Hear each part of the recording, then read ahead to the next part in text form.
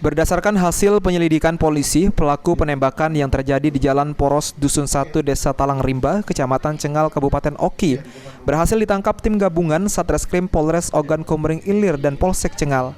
Kasat Reskrim Polres Oki, AKP Iman Faluki Fahri, saat press release mengatakan, pelaku berinisial LM 25 tahun yang berprofesi sebagai petani ini ditangkap di tempat persembunyiannya di kawasan Cengal pada Rabu dini hari.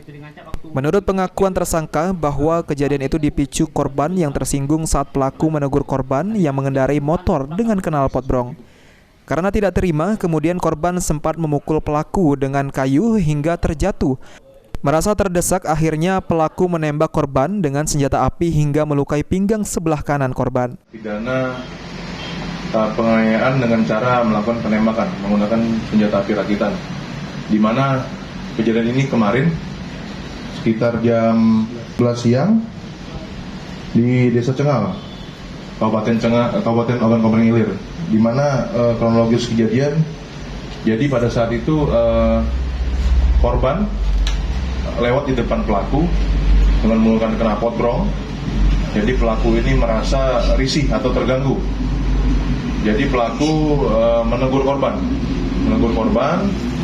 dan korban tidak terima. Lalu korban mengambil sebilah kayu, kemudian korban melakukan pemukulan terhadap pelaku, tetapi ditangkis oleh pelaku menggunakan tangan. Setelah itu pelaku mengambil senjata api rakitan lalu menembak ke bagian perut sebelah kiri korban. Dari tangan pelaku, petugas berhasil mengamankan barang bukti berupa baju dan celana yang dipakai pelaku saat kejadian. Sementara senjata api yang digunakan masih dalam pencarian karena sudah dibuang pelaku.